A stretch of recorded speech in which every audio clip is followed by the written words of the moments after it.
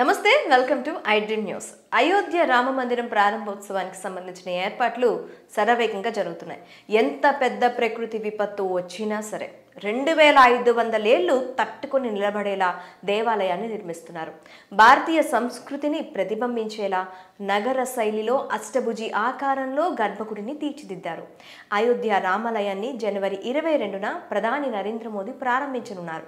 అయోధ్య రాముడి విగ్రహ ప్రతిష్టనకు జనవరి 22న మధ్యాహ్నం 12:30 మంచి ముహూర్తం ఉందని జ్యోతిష్యులు వివరించారు.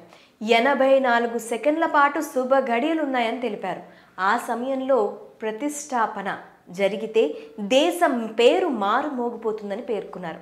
అయితే ఇదిలా ఉండగా అయోధ్య రామ మందిరం నిర్మాణం కోసం దేశంలోని వివిధ ప్రాంతాల నుంచి అత్యుత్తమ నాణ్యత కలిగిన మెటీరియల్, ఫర్నిచర్ సామగ్రిని సేకరించారు. హైదరాబాద్కు చెందిన ఓ టింబర్ కంపెనీ ఆలయ నిర్మాణంలో పాల్పంచుకుంది.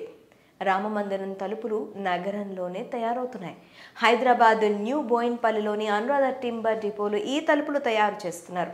గత ఏడాది జూన్ నుంచే తలుపులు తయారీ పనులు ప్రారంభమయ్యాయి. అప్పటి నుంచి ఇక్కడ ఉండి తమిళనాడుకు చెందిన కుమారస్వామితో పాటు దాదాపు 60 మంది కళాకారులు ఈ తలుపులను తయారు చేశారు. రామమందిరం తలుపులు తయారీకి బలర్షా టేకును ఉపయోగించినట్లు సమాచారం.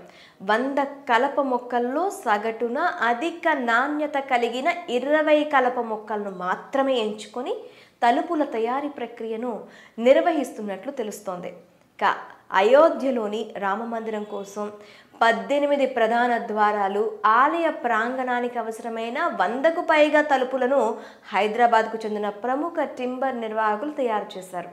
శిల్పకళా నైపుణ్యం కలిగిన అనేక మంది కళాకారులు ఈ తలుపుల తయారీలో పాల్గొన్నట్లు నిర్వాహకులు చెబుతున్నారు. రామమందిరం ప్రారంభోత్సవానికి సమయం దగ్గర పడుతుండటంతో పనిలో వేగం పెంచి రామాలయ తలుపులు తయారు పూర్తి చేసి